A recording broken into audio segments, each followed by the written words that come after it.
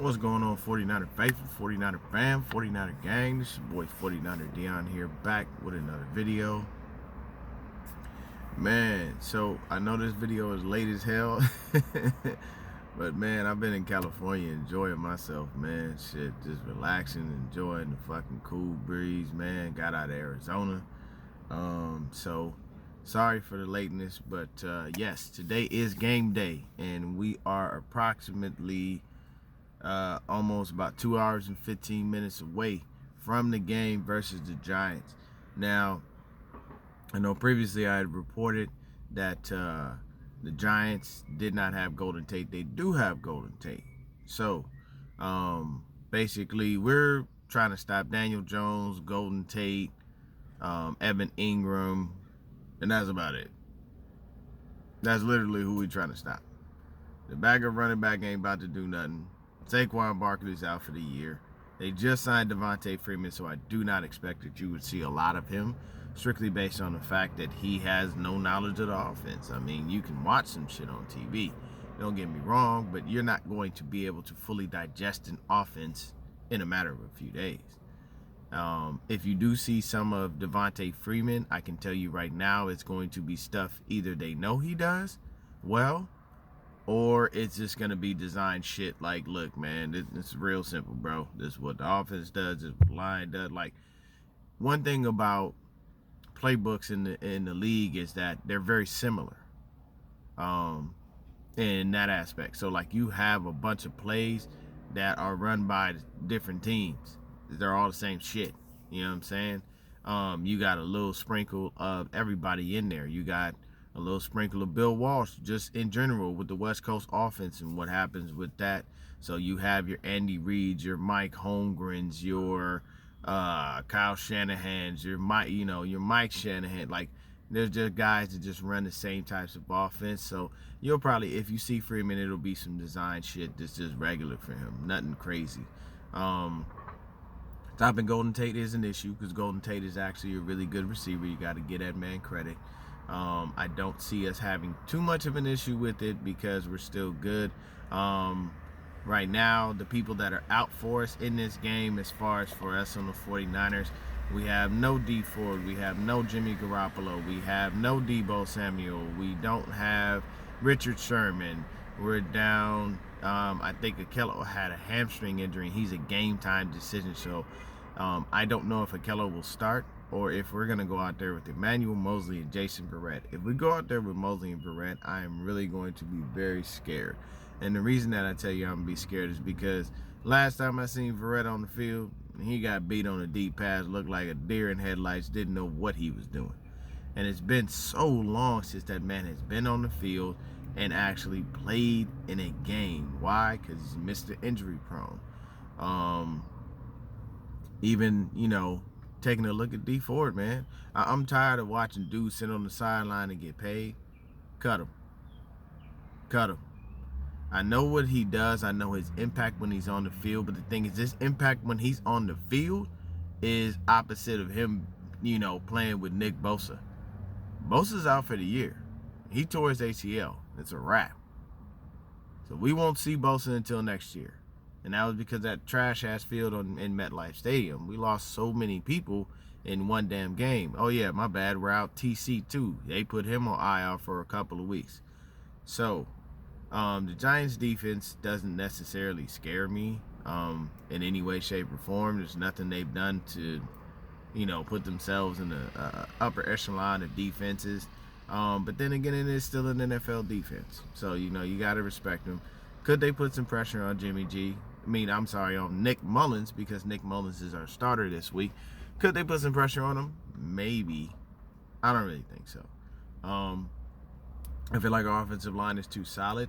The only issue we really have on our offensive line is Mike McGlinchey being a suspect pass protector. He's great in run blocking, but pass protecting, something else goes on, and he just doesn't work out well for him, man. I'll tell you that much. So what we have to do in this game is figure out what the best, course of action is.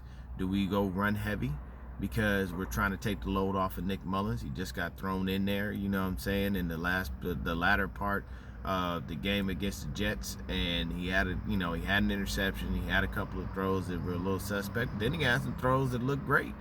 I believe in Nick Mullins. I'm not a person who's gonna say that Nick Mullins sucks. He's trash. He's never gonna amount to anything in the NFL. I believe in him, and we kept him as a backup for a reason. Why? Because C.J. Beathard is trash. He's one that's not going anywhere. If you had to give me a choice between C.J. Beathard and Nick Mullins, give me Nick Mullins any day.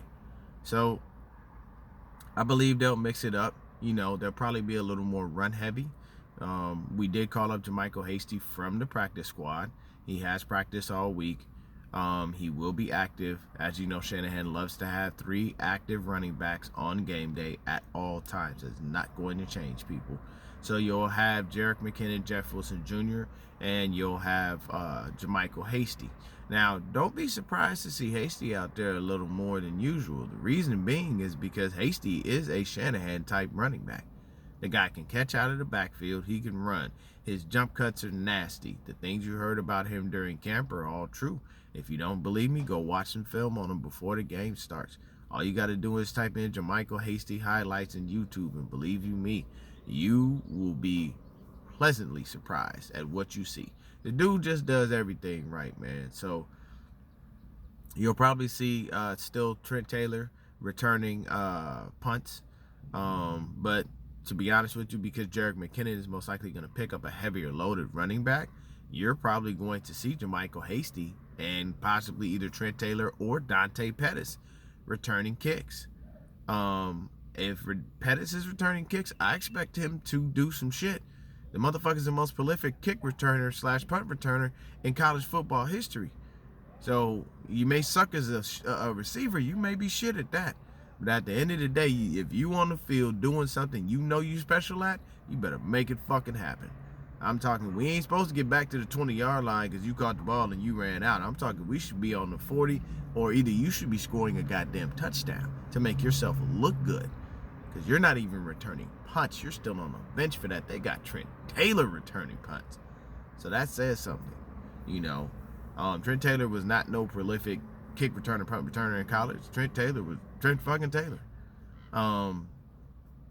As far as our receivers go, yes, we'll go out there with Ayuk. Mohamed Sanu will be active this game. I believe KB is there. Then we're going to have Trent Taylor. You're probably not going to see any of Dante Pettis on offense for any stretch of the imagination unless someone goes down, and praying to God no one else goes down on that shitty-ass field. On our defense, I don't see any holes that are going to be gaping. We played without D Ford before. We're going to have to play without him now. I believe that Kerry Hyder takes a big step forward. I believe we see more Kevin Givens and Contavious Street. We're going to see a lot of Javon Kinlaw.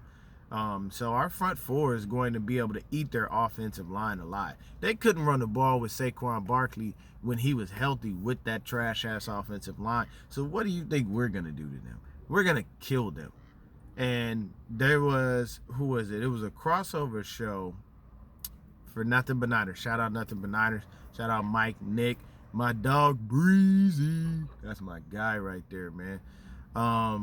And they did a crossover show, and this dude, every time he was talking, man, I'm telling you, when he was talking about his offense and his defense, he felt like they was suspect as hell. Like, I mean, they know they're going to lose. It is what it is. But one thing he did say was that Daniel Jones struggles against zone defenses. What do we run? Zone defense. What does Robert Saleh love? That damn zone defense. I don't care for it. I think you should be able to tweak and adjust it based off of the people that you have in the personnel and the people you're playing. He will not move that shit for nobody. He sticks to that wide nine. He sticks in his own defense, and he always will say at every fucking press conference, if you play it the way it's supposed to be done and everybody does their job, the scheme works. Scheme don't work when motherfuckers eating you alive in them soft spots in that punk ass zone you running. I'm sorry. There is no way for you to be able to do that. You can't, come on, people. You got to adjust. I mean, Greg Williams runs his own, runs a certain type of scheme, but he even switches his shit up 2 or 3, 4, depending on what the fuck he's, what he's going against. So the one thing I would say is I would love for Saleh to adapt more to what he's facing. And I know y'all hear the sirens in the background, man. That's California for you, boy. They out here. Yes, this shit is an atrocity. Buddy.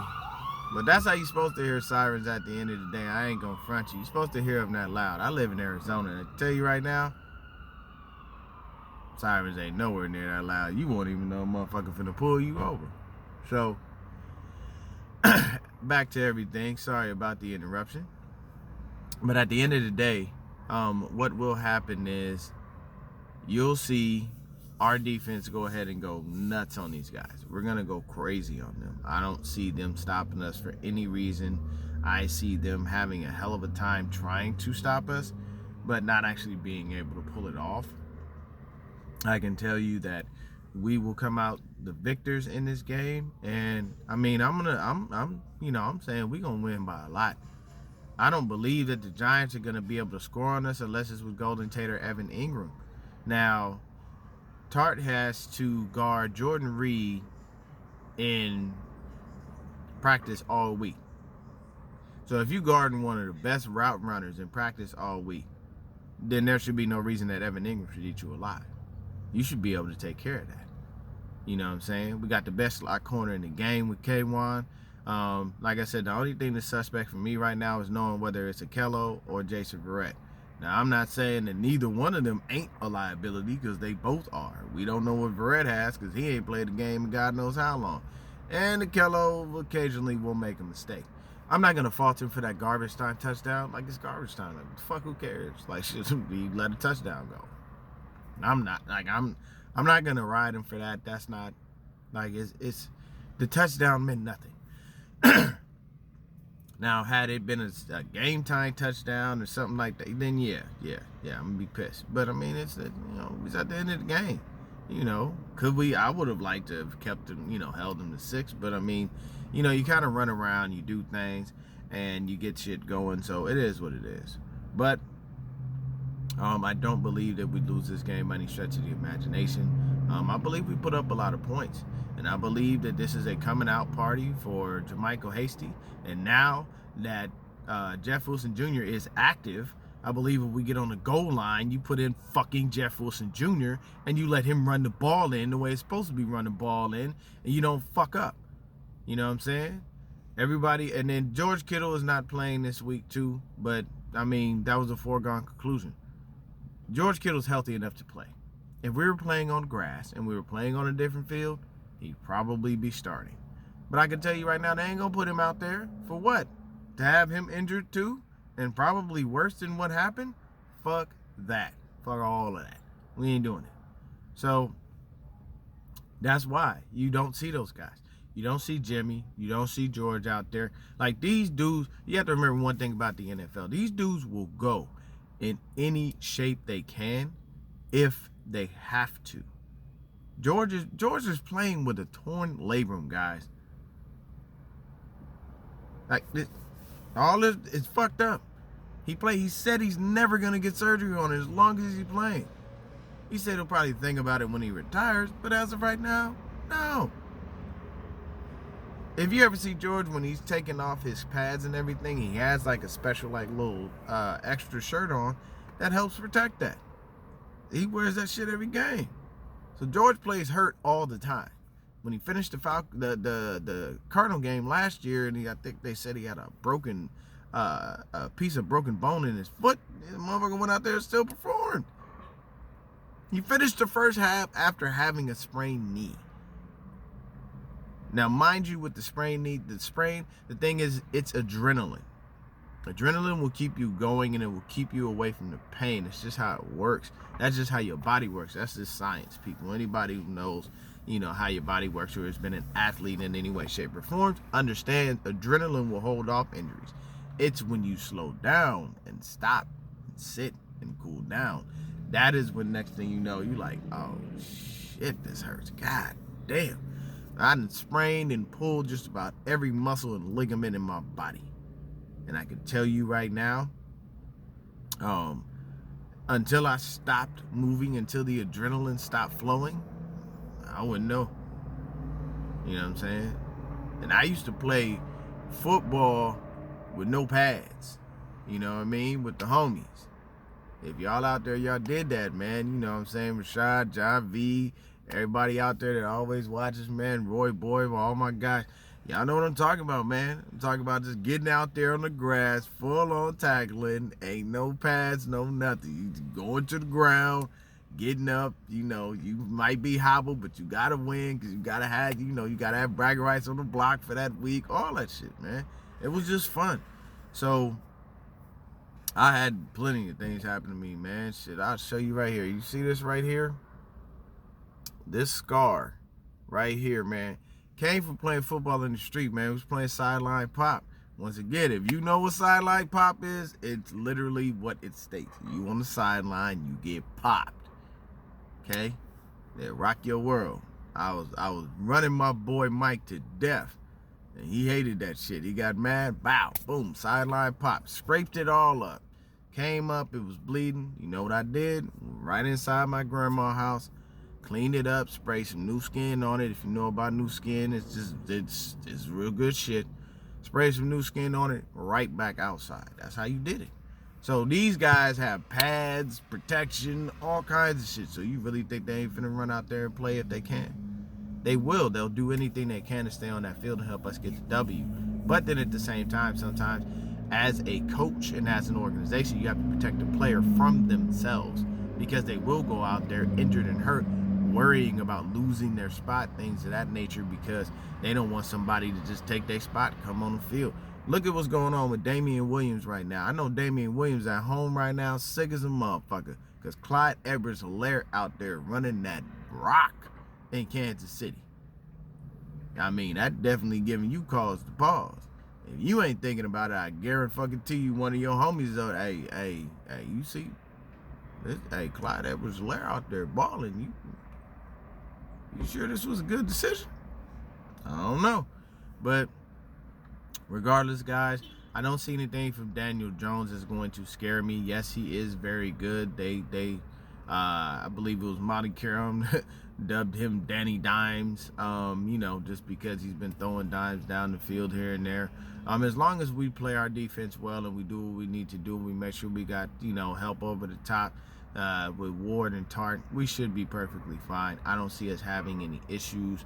I feel like if they see that Jason Verrett is starting to look very suspect and he's getting beat too bad, if he does wind up starting, I can tell you they most likely will go ahead and probably put either Tarvarius Moore in there, or they'll put Tarvarius Moore back at safety and bring Jimmy Ward up as a DB, because Ward can play DB. Excuse me. He will fill in the slot every now and then. Sometimes we put him in the box to rush, you know, to either take out the ball carrier and or take out the QB. But you know, at the end of the day, what we do is we definitely try to use all of our guys in as many ways we possibly can. But I'm going to say 33 at a minimum. You know, we should hang up a lot of points. I do believe that JaMycal Hasty will have a really, really good game. Thank you, Jet McKinnon, for showing up these past couple of weeks and showing me that, you know, we didn't waste 2 years waiting on you. Because, you know, I was definitely an advocate for cutting the man. He looks really good. He's been running. He runs hard. Hey, man, that third down run, he was a motherfucker on that one, boy. He went in. He took the fuck off. And I believe he's trying to get his body to get that football callus. Y'all know what I'm talking about? Like, basically, because when he was doing certain things, man, like that run, he threw his body into the defender. I think he's trying to build up that football callus, because when you're in football shape, your body is ready to take those hits. And when it becomes a repetitive thing week by week, then your body knows this is going to happen on this day, so I'm good. You know, or this is going to happen sometime this week, I'm all right. But yeah, man, we win. I'm going to say at least 30-3. I believe Nick Mullins has a great game. I don't believe he goes out there and starts to have a shit show. We're facing the Giants, people. This is not anything to be really worried about. We have the Eagles coming up next week. So what I would say is for the Eagles, if they feel like it's a big deal, they'll go ahead and put Jimmy G back in. I think he will be healthy enough at that point to be able to start. I know Kittle will definitely play versus the Eagles, because he's had another week to heal up. But I can tell you this: the Eagles have their own problems. If Carson Wentz keeps looking like hot shit on a fucking stick, you will see Jalen Hurts. You don't draft a quarterback in the second round knowing you have a starter and you really believe in that starter. No, you draft a quarterback in the second round because your starter has moments like this where he plays like hot shit on a stick, and secondly, he's an injury prone motherfucker that can barely do anything. He led the Eagles that year when they won the Super Bowl. That regular season was pretty much his, but Nick Foles finished the job. Why? Because Carson can never stay healthy. So I'm not, and the Eagles, they look horrible. They look like hot garbage this year. But for right now, this game, New York Giants, Nick Mullins, 30-3. We're winning. Don't be worried about anything. We just got to stop Golden Tate and Evan Ingram. Other than that, I don't see anybody else that we have to be worried about. Y'all have a wonderful day. Y'all stay blessed. Y'all stay faithful. And stay cool wherever you at, man. You know, and if you in the area where them fires were, man, my prayers and my heart goes out to you. You know what I'm saying? I hope that everything is okay and you didn't lose your home. And if you needed to be evacuated, you got out of there and everything, you know, gets taken care of. But the last thing I will tell y'all in this video is, man, we got to get this motherfucker out of office. Please vote. I know I'm a big advocate. I haven't voted in a while, but I can't do 4 more years of this shit. We got to get him out of here, man. Please vote this year. I don't care if you voting for whoever. I'm not going to tell you how to vote, but you got to vote. Get this motherfucker out of office, because we can't do 4 more years of this shit. Y'all have yourselves a blessed day. Remember, bang, bang, Niner gang, and I'm out.